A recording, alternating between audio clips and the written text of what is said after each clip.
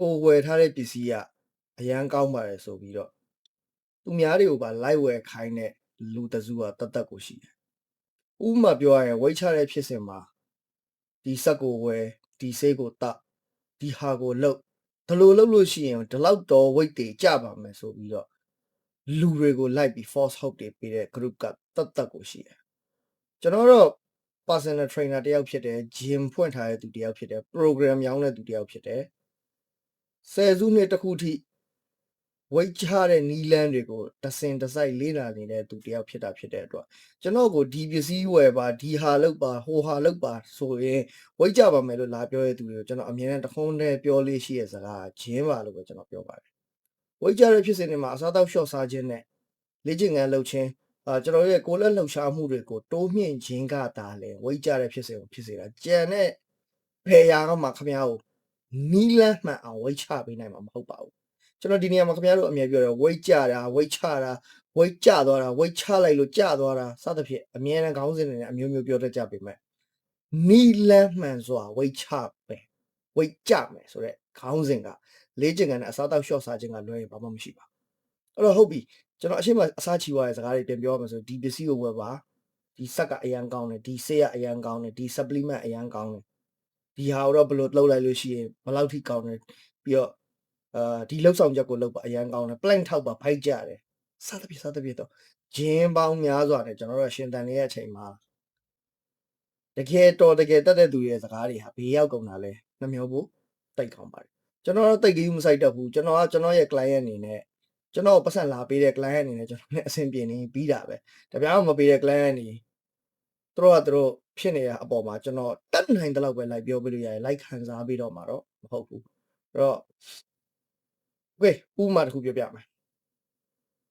မြန်မာနိုင်ငံကိုဝိတ်ကြပါတယ်ဆိုတော့ပစ္စည်းတွေ distribute လုပ်လာတယ်တင်သွင်းလာတယ်ဆိုတဲ့အချိန်တွေမှာလူတော်တော်များများပတ်စံရှိလူတော်တော်များများကအဲ့ပစ္စည်းတွေအနောက်ကိုလိုက်တတ်ကြတယ်အခုဆိုလို့ရှိရင်ထိုးဆေးတွေအများကြီးရှိတယ်ထိုးဆေးတွေဆိုတာလေကောင်းတယ်အလုပ်ဖြစ်တယ်ဘယ်လိုလူတွေမှာလဲဆိုလို့ရှိရင် overweight ဖြစ်နေတဲ့သူတွေမှာเนาะအဲ့တော့ဒီထိုးဆေးဟာဆိုလို့ရှိရင်ကျွန်တော်တို့ medical ဘက်ကနေသွားတာဖြစ်တဲ့အတွက်တက်ရောက်သွားသူတွေနဲ့တော့သွားမလုပ်သင့်စေပါဘူးတကယ်သွားလုပ်လိုက်မယ်ဆိုလို့ရှိရင်နောက်ဆက်တွဲဖြစ်လာမယ့်ပြဿနာတွေခင်ဗျားတို့ခံစားနိုင်တယ်ဆိုရင်တော့လုပ်ပေါ့နော်တကယ်နောက်ဆက်တွဲပြဿနာတွေခံစားနိုင်ခြင်းမရှိဘူးဆိုလို့ရှိရင်တော့တက်ရောက်သွားရင်လည်းမလုပ်ဖို့မြစ်တိုင်ခံလုပ်ပါတယ်โอเคနောက်တစ်မျိုးပေါ့နော်စက်ပစ္စည်းတွေတွဲလာတယ်အဲ့စက်ပစ္စည်းတွေကိုတတ်ထားရင်လှုပ်ရှားနေရင်လည်း weight တွေကျလာတယ်အိမ်မှာနေရင်လည်းဘာမှမလုပ်ဖ ೇನೆ အစီတွေကျခင်ဗျအဲ့ဒါခလိကလာကစကားဗျာဘယ်ပစ္စည်းကမှခင်ဗျားကိုအစီကြအောင်မလုပ်ပေးနိုင်ဘူးကျုပ်အာမခံတယ်ခင်ဗျာ aesthetic clinic တွေအခုနောက်ပိုင်းအရန်ခေတ်စားနေတဲ့ဘိုက်အခါတသိန်းနဲ့ညီရဆိုတဲ့စက်တွေဟာတကယ်တမ်းတော့ electromagnetic wave တွေကိုလှုပ်ရှားပြီးတော့မိမိရဲ့ဘိုက်ကကြွက်သားတွေမိမိရဲ့လက်မောင်းကကြွက်သားတွေမိမိရဲ့ပေါင်ကကြွက်သားတွေကို simulation ပေးတာပါအဲ့တော့တဘာဝတရားကြီးကိုကြော်လွန်ပြီးတဘာဝတရားကြီးကိုလွန်ဆန်ထားတာဖြစ်တဲ့အတွက် muscle တက်နှုန်းက0.5 တောင်မရှိပါဘူးအဲ့တော့ metabolism ကောင်းတာနှုန်းကလည်း0.3 လောက်တောင်မရှိပါဘူးအဲ့တော့ကျွန်တော်တို့တကယ်ထိုင်နေရင်းနဲ့ဒီစက်ပစ္စည်းတွေသာအလုပ်ဖြစ်မှာဆိုလို့ရှိရင်ဘာလို့အားကစားနယ်ပယ်ကသူတွေကဒါတွေကိုမသုံးကြတာလဲဖြေရှိရလေဘာလို့အားကစားနယ်ပယ်ကလူတွေကဘောလုံးသမားတွေဟာ training ကို short ပြီးဒီစက်တွေကိုခန္ဓာကိုယ်မှာတတ်ထားပြီးတော့ပိုကောင်းလာမဲ့ပိုစီကြလာမဲ့ပို performance တွေပိုကောင်းလာပို metabolic တွေပိုကောင်းလာမဲ့ပို heart rate တွေဇုံတွေအများကြီးတိုးတက်လာမယ်ဆိုတဲ့အရာတွေကိုဘာလို့တကယ်လက်တွေ့မှာရှင်ပြိုင်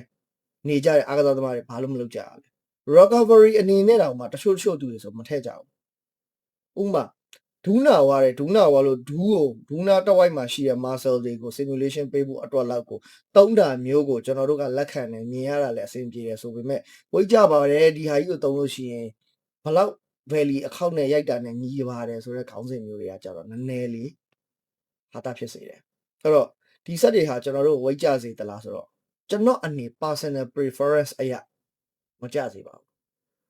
ဝိတ်ကြဖို့ဖြစ်စဉ်ဆိုလို့ရှိရင် adenosine triphosphate ဆိုပြီးကျွန်တော်အကျယ်ကြီးခဏအမြဲတမ်းပြောခဲ့တဲ့စကားတစ်ခုရှိတယ်အဲ့ဒီဟာမပါဘဲနဲ့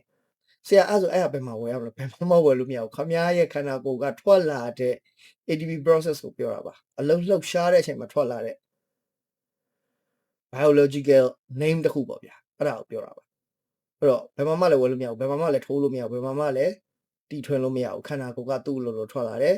ထွက်လာပြီးတော့အဲ့ဒီအရာကို energy supply လုပ်တယ်အဲ့ဒီကနေမှတစ်ဆင့်ကျွန်တော်တို့ဝိတ်ကြတယ်အစီကြရပေါ့ဗျာ okay အဲ့တော့ထိုင်နေရင်းနဲ့ခင်ဗျားတို့ဝိတ်ကြကျင်တာလဲတော်ပြီ AI ခကြီးရောက်နေပြီ AI ခကြီးမှာသွားမေးကြည့်ထိုင်နေတဲ့ဝိတ်ကြဘာလို့လို့ရမလဲခင်ဗျားတို့လေ့ကျင့်ခန်းလုပ်ပါတစ်ခုလုပ်ပါထိုင်နေတဲ့နောက်ပိုင်းမှာခင်ဗျားဝိတ်ကြလာပါဒါတွေပဲဖြစ်ပေးမှာအဲ့တော့ထိုင်နေရင်းနဲ့ဝိတ်ကြကျင်ပါတယ်ဆိုတော့ topic out မှာခင်ဗျားရှိနေခြင်းကိုကခင်ဗျားရဲ့ life ကစောက်ရမ်းကိုအပေါ်သားဆန်နေပြီဟာသားဆန်နေပြီဂလီထိုးရတဲ့ဟာသားဗီဒီယိုတစ်ပုဒ်ဖြစ်နေပြီအဲ့တော့ထိုင်နေနဲ့ဝိတ်မကြကျင်ပါနဲ့ကျမတို့ဝိတ်ကြကျင်တယ်ကျမတို့ဝိတ်ချကျင်တယ်ဆိုရင်လှုပ်လိုက်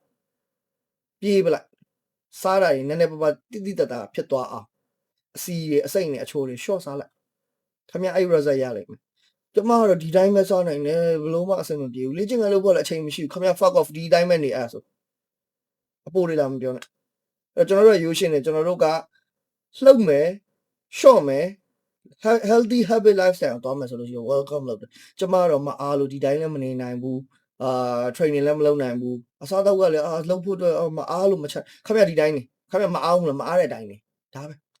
အဲ့တော့ဒီဗီဒီယိုခင်ဗျာတို့အနည်းငယ်အထောက်အကူဖြစ်သွားရဆိုလို့ရှိရင် comment မှာ yes လို့မှတ်ခဲ့ပြီဒါပဲနောက်ဗီဒီယိုတွေမှာပြန်တွေ့မှာကြုတ်လဲအခုလိုဗီဒီယိုမကြပြန်လုပ်ပေးဦးမယ်